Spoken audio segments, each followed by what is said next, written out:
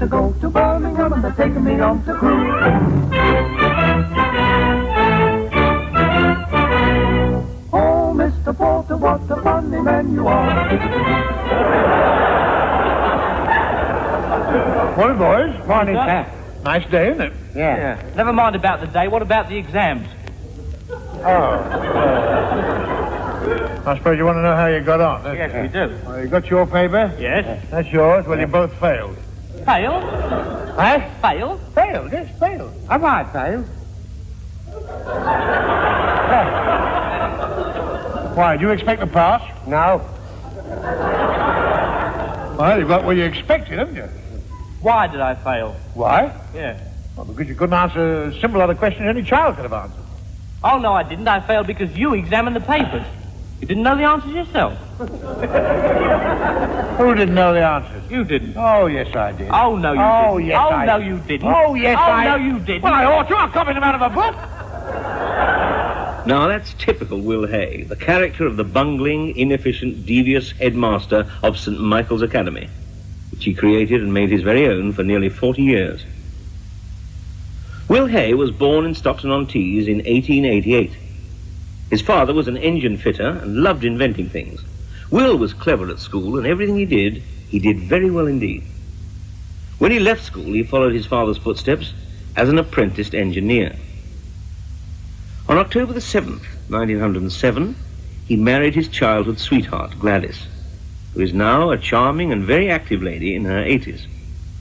When I first met my husband, when I was 12,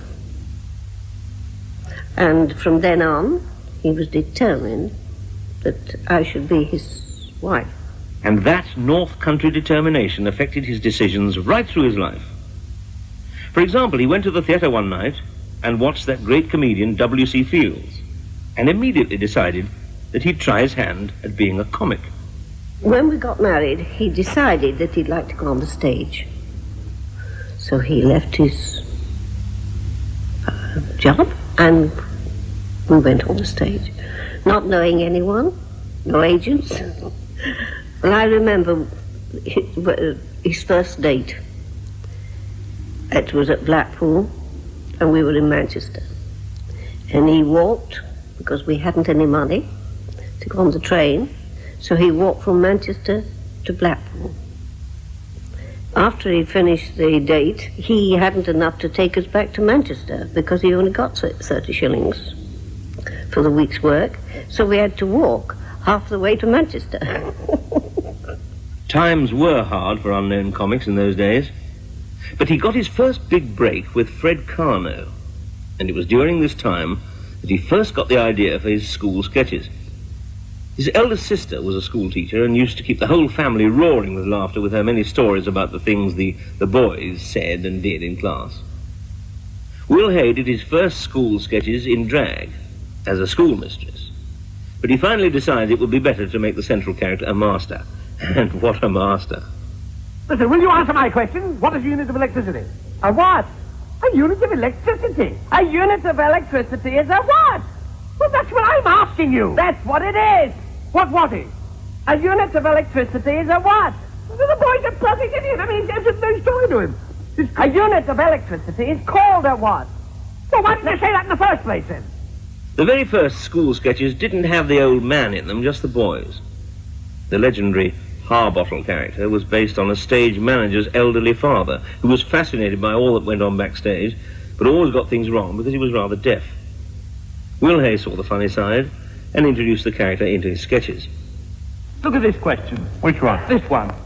Well, this I came. Who said I came to bury Caesar, not to praise him? Yes. Well, you're both wrong. What did I put? You put the Undertaker.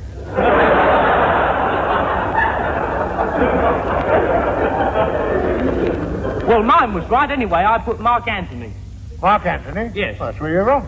Well, who did say it? What? I came to bury Caesar, not to praise him? Yes. Nero. Nero? Yeah, Nero said that. I've told you that before. You don't half twist things.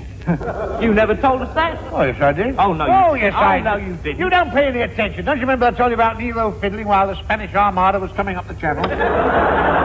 That's right. Eh? That's right. He was playing bowls. Playing bowls? Yeah. Who was? Alfred the Great. He's thinking of the Battle of Hastings.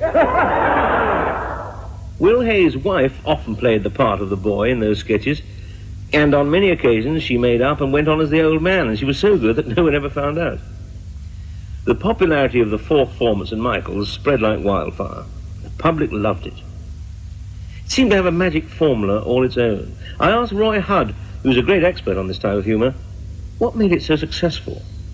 I suppose he was everyone's idea of a schoolmaster, just sort of bent that little bit, that sort of satirical sort of edge on it, that he was just over the top slightly. It's everyone's idea of the schoolmaster, and the Two Stooges really always scoring over Will. I mean, people loved that. I think they put themselves in their shoes when they watched it. One of the tragedies of show business today is the death, really, of the sketch comedian, the comedian who worked a situation with other actors round him.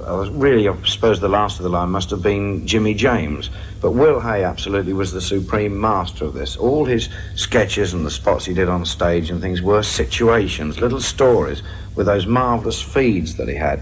That was Roy Hudd, and one of those marvellous feeds was Will Hay's own son. Well, I remember joining Dad. I didn't want to join Dad, actually. He came home one day and he said the two boys were leaving him at the end of the week, and he said I was going on the stage to play the boy, and on I went, and that was that.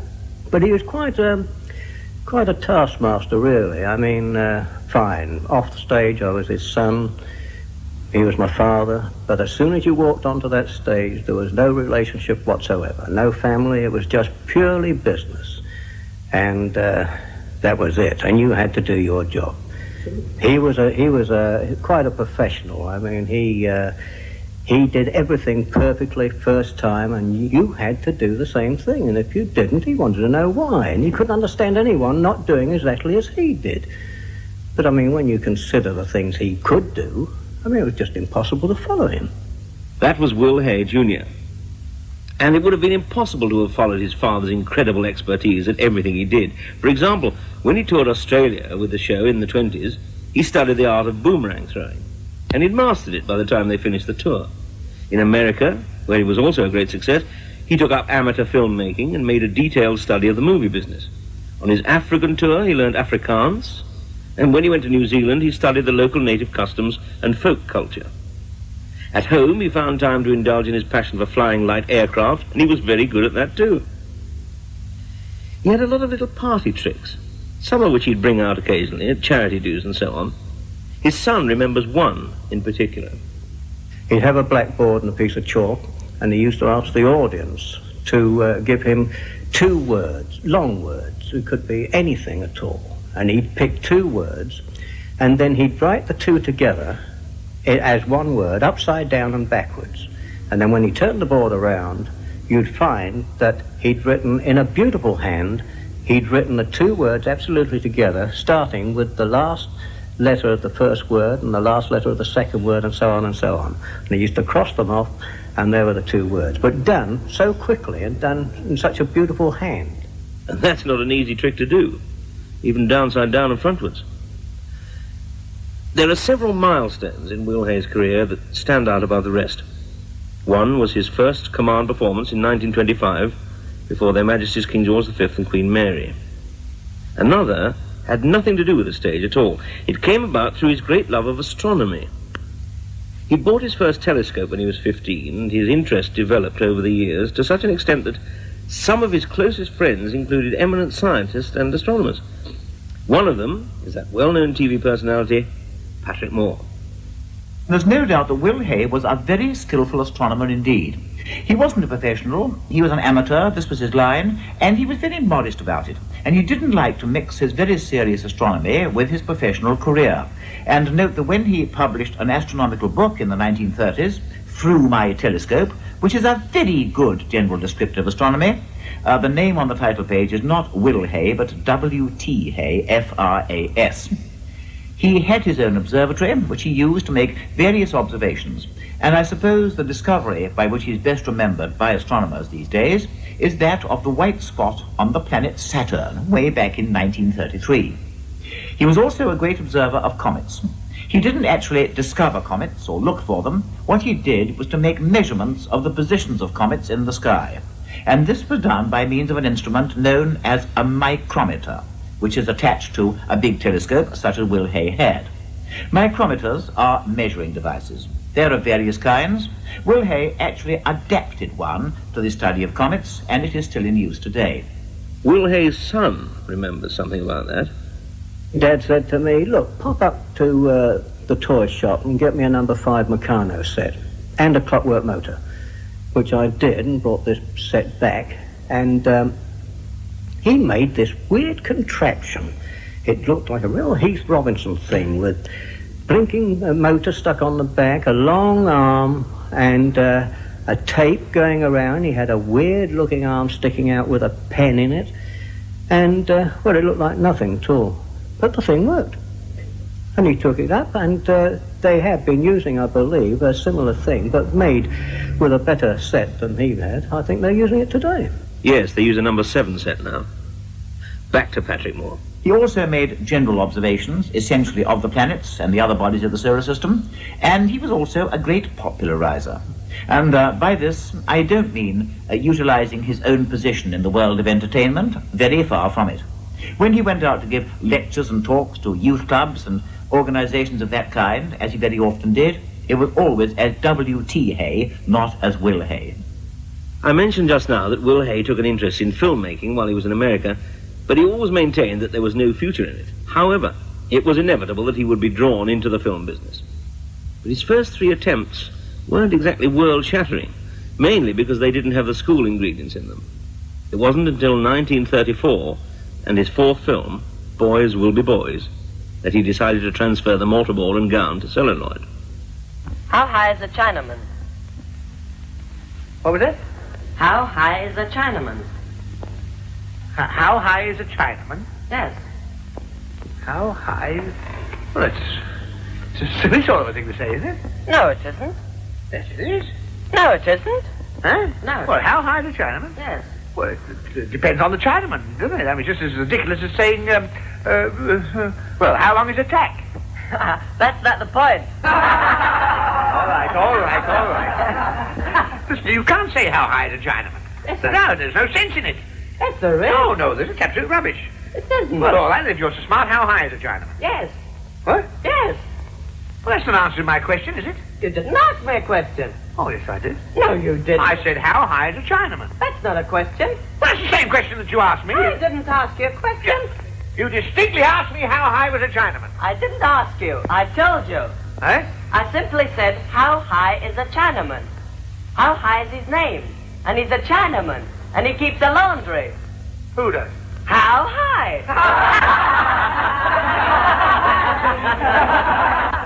Boys Will Be Boys was the first of many successful films that Will Hay made with Gainsborough Pictures. And on their staff at that time was film director Val Guest. I was under contract as a scriptwriter to Gainsborough Pictures, and we were called down to a script conference one day, and the producer, Edward Black, said, we have a new comedian that we're going to try and launch into a series of pictures called Will Hay. And he wanted us all to get together with Will Hay and meet him and see what we could do as far as screen was concerned. And there was Marriott Edgar and myself. We were the 2 resident writers. The script editor was Frank Launder, and another writer was Sidney Gilliott. And I think between the 4 of us, with the addition every now and then of odd gag men who wandered in and out, and ideas men, we did a lot of Will Hay pictures. Boys Will Be Boys was such a success that Gainsborough decided to make another 2 years later in 1936. They called it Windbag the Sailor, and the director, William Bodine, made an inspired decision to bring 2 new characters into the team, Moore Marriott as the old man, and Graham Moffat as the fat boy. It turned out to be one of the most successful partnerships in British screen history. The old man, Moore Marriott, was at one time one of the dashing heartthrobs of the British screen as a silent actor, and had suddenly come to do these character parts. And in his stage act, Will Hay had the character of Harbottle. And so we transferred that into everyday life stories. I remember at the beginning he had great fun at the studio because Moore Marriott was trying to figure out how to play Harbottle and what to look like as Harbottle, and he went and got himself a dental plate made with one tooth, because he took his own out, which were false anyway, and that became the Harbottle tooth. And Graham Moffat was the page boy at Gainsborough Pictures, who used to bring in our bacon sandwiches and things. And when they were looking for a cheeky little fat boy for it, we said, well, what about Graham? And that's the sort of person you want. So this is how he started. He was pulled in and he became an actor. We've been at sea for 9 weeks, haven't we? 9 weeks tomorrow. Eh? 9 weeks tomorrow. Well, 9 weeks is near enough, isn't it? 9 weeks. Now, which way have we been sailing? Yeah. When we came out of the harbour, we turned left. Yes, that's right, we did. We turned left. That's 9 weeks to the left. Yeah. See? 9 weeks to the left. Now, see, how many days are in a week? 7 days a week. 9 sevens will be 84. 63. Huh? 63. Yes, 63. That's right. Yes, I was forgetting the Sundays. That's 63 days. 24 hours in a day. That's 24 times 63. 24 times 63. What do you make it? 782. No, 1512. 1512. How fast have we been sailing? Well, I should say about 30 miles an hour. No, we haven't been doing more than 20. Well, let's split the difference. Let's call it 25. That's 1,512 hours, 25 miles an hour. What do you make it? 37,800. Right. Yeah. That's now what do we do now? We've got to find out our latitude and longitude. How do we do that? First, we've got to find out where the sun is. Oh, well, where is the sun? It's up there. All right, well, the sun's up there. So you put that down. Now it's 37,800 divided by the sun up there. How can we divide by the sun up there? Well, I don't care which way you do it. One way is as good as another. What time is it? 4:30. 4:30. All right, well, we'll multiply by 4:30. That's 37,800 by 4:30. What do you make it? 16,254,000. Oh, well, according to that, we're about 3.5 miles from Birmingham. He'd done Windbag the Sailor, in which the old man and the cheeky fat boy were in, and we set out now to try and do another picture with them and to write another picture for them. Frank Launder wrote the original story of Oh, Mr. Porter, and then we all got down to writing this out into a screenplay for the old man. I don't want any evidence from you. Who are you, anyway? Me? I'm Harbottle. Porter, shunter, signalman, deputy station master when there isn't a station master, which is more often than not. Oh, well, there's one now, see? Where? Here, I'm the station master. Where's your clock? What clock? Your presentation clock. How did you know I got one? They all bring them. Bung it with the others. They look lovely when they're new, don't they? William Porter.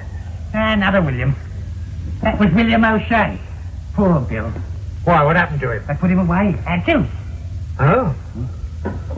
Mick Maguire? Well, why did he leave? Nobody knows. He went out after dark. Where to? Don't know. Never saw him again. But we heard him. At least Albert did. Albert? Who's Albert? He functions for me when I'm not here. Oh, well, which is his clock? He hasn't got a clock. He's still alive. Hey, give me that back. Well, aren't you going to put it with the others? What, amongst them? Yeah. There are a lot of tombstones. We chose an old stretch of line near Basingstoke, which was being pulled up, and we knew it was being dismantled. We built our own little halt there and signal box and everything, and we had to concentrate on shooting all the stuff around there first, because as we shot every day they were pulling up the line behind us, so we were moving further and further past Basingstoke, hoping to God we'd finish the picture before they'd finally pulled up the last piece of line. And every night when the moon gives the light, the ghost of the miller is seen as he walks the track with the sack on his back down to the Black 14. And the middle wheels turn, though the night is still, and the early lights flash from the ruined mill. He haunts the station He haunts the hill and the land that lies between. Immortal lines from Oh, Mr. Porter, made in 1937. When you're working on a film set for days on end, you get to know your colleagues fairly intimately. Val Guest has a nice story to tell about Will Hay on the set at Gainsborough. I have to tell you that he was a hypochondriac, Bill, and he always had something wrong with him. So we used to have a sweepstake on which every one of his complaints was put on a piece of paper. And we used to write down bad arm, sinus, foot, arthritis, indigestion. All these things were put on a piece of paper, and we paid ½ a crown to take your pick out of the hat. And one of them had the field. One piece of paper had the field, so that if he'd come up with a new one, whoever had the field scooped the whole kitty. And though these pieces of paper used to change hands for a lot of money, because if someone got one that he had been complaining about for a week, it would be a very popular one. And every night the assistant director's duty was to go up to Bill when he came on location and say, "Evening, Bill, how'd you feel today?" And everybody would clutch their bit of paper waiting for what complaint came out, which used to lighten our evenings up. A great story. The Will Hay films were doing very well indeed at the box office, and by this time he'd given up his stage presentation and concentrated mainly on filming, broadcasting, and making gramophone records. But he wasn't happy. He felt the need of a change. He didn't like the idea of being thought of as a member of a team all the time. So he insisted on making the next film without the other two. It was called Hey, Hey, USA, and was probably the least successful of all his films. The public wanted to see Will Hay with more merit and Graham Moffat, as they'd always done. Oh! That's your fault, that is. My fault? What did I do? Well, you let the draft in and bang with me Bunsen. Well, I like that. First you try to smell us out, then you try to blow us out. You know, one of these days you're going to set light to this place. Then what will you do? Well, never mind about that. I'm bordering on something that's going to revolutionize firefighting. Yeah, you're bordering on something, all right. You wait and see. One of these days my name's going to be a household word. Yes, like carbolic. Well, you can laugh. They laughed at Marconi when he invented the BBC, didn't they? And they laughed at Mr. Paul when he invented Littlewood. But look at the money they've made. Yeah, but their inventions didn't stick. How'd you expect to put fires out with that washing day mixture of yours? Washing day mixture? I like that. It's a scientific formula. It's K2SO4 plus K3LO5 plus X. Yeah, what's X? Well, if I knew what that was, I wouldn't be standing here listening to you talking drivel, would I? That was an excerpt from Will Hay's last comedy for Gainsborough, Where's That Fire?, made in 1939. A member of the cast was to be associated with him in many more films and sketches over the following years, Charles Hawtrey. I say, it says here that if two circles touch one another externally, the straight line which joins their centers will pass through the point of contact. Yes, well, we've just done that. Oh, yes, I'm aware of that. But owing to the prescribed limits of the rectangle, i.e. the street being less than the inordinate length of the straight line, i.e. the pole, you're attempting to turn the greater into the less, which is absurd. The pole should be elevated to the perpendicular, QED. We're going to push the apex, NB, this end of the pole, up through the skylight, and we'll keep on pushing until the base, PS, the other end of the pole, gets in here, you see? Then we'll carry the aforesaid base through the door, down the stairs, into the kitchen, and through the scullery, till the apex, or tip, reappears through the skylight. Then we butt it through the window, across the street, you see, thereby reversing the pole, base over apex, COD. Will Hay, for once, getting the better of Charles Hawtrey in Where's That Fire? Will Hay was turned down as unfit for military service and was able to go on making films, but he was still determined to get away from the other two. And in order to do so, he left Gainsborough Pictures and went across to Ealing. The first film he made for them was The Ghost of St. Michael's in 1941. This was followed by a small propaganda film, and then came The Black Sheep of Whitehall, which gave the first break into films for Thora Hird. I'd had a film test at Ealing Studios, and Will Hay just needed a comedian, or what you like, to play the secretary, who was really only about the first 100 feet. and they tested about 18 people with names, because, let's face it, I wasn't anything. And Gordon Hamilton Gay, the casting director at Ealing, kept saying to him between each of these tests, which were costing money, "Well, I wish you'd see this girl from the North's test." Well, of course, he said, "Look, I'm not interested, Gordon. I want a known name and a known face, you see." Well, eventually, when they'd got nothing that they really wanted, Gordon said, "Well, see it. I'm not asking you to give her the part." And he saw it, and according to what I am told, he said, "Who is she? What a face. Send her a telegram." And I got the part.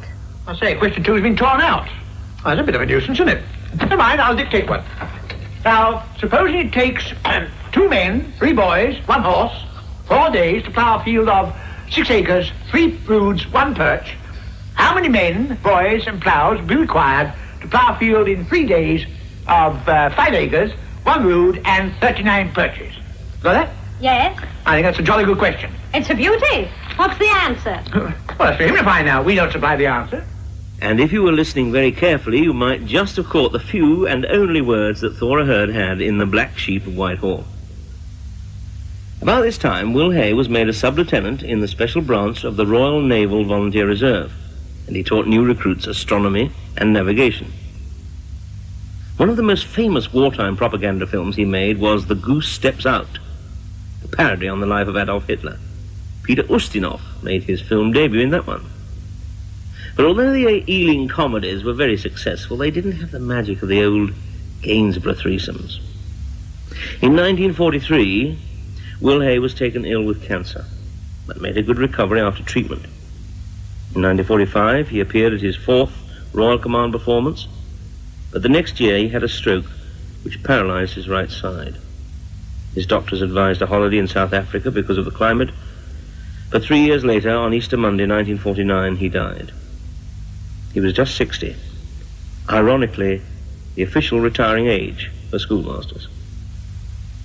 He left a legacy of humor on film and record that was inimitably his own, and those who knew him remember him with great affection. Val Guest sums it all up very nicely, I think. He could do more with a sniff than anybody I've ever seen. His timing was impeccable. I've worked with a lot of comedians who have great timing, but I don't think any of them are better than Bill Hay. He was an absolute past master at knowing how to get a laugh by not trying to get a laugh, how to get a laugh by saying nothing, by looking. I think he was a great man. I think he'll be remembered, along with the Keatons and the Chaplins, for what he did for comedy. To adjust the service to the new time, the 11 o'clock express on this day will run at 12 o'clock summertime. Well, what are we hurrying about? We've got 2 hours. I can make out we got 2 hours. Well, if we put the clocks back an hour and the train's an hour late, that's 2 hours, isn't it? And you put the clocks forward and the train back. Well, what do we get then? Got the express coming any minute. What are you talking about? Listen, if the train's an hour late, how can it be coming now? It's summertime. Summertime. The old fool's potted. Summertime or wintertime, if a train's late, it's late. Yeah, that's right. It's like you put the clocks forward. Well, if the clocks go forward, then the train's already gone. No. You put the clocks back. Of course you do. You lengthen the day by taking an hour off the end and sticking it on the beginning. No. You take an hour off the beginning and stick it on the end. That's wintertime. Wintertime, you put them back. Well, that's what I said. Oh, you said to put it back to summertime. Yes, that's right. It ain't. You put the clocks forward, which makes the train early. Oh, would you believe? I know what I'm talking about. You don't put the clocks forward, you put them back, and you put the train back. I see. You put everything back. Yes. I'm sorry. You're right. Well, of course I'm right. The train won't be here for another 2 hours.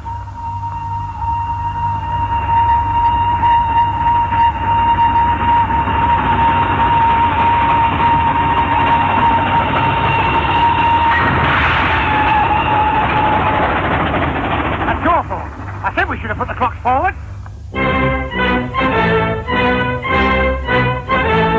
I want to go to Birmingham and they're taking me on the cruise. Oh, Mr. Porter, what a funny man you are. Will Hay, Master of Comedy, which included the voices of Mrs. Hay, Will Hay Jr., Thora Hird, Charles Hawtrey, Patrick Moore, Roy Hudd and Val Guest, was narrated by Ronnie Barker. It was produced in Birmingham by Richard Edis.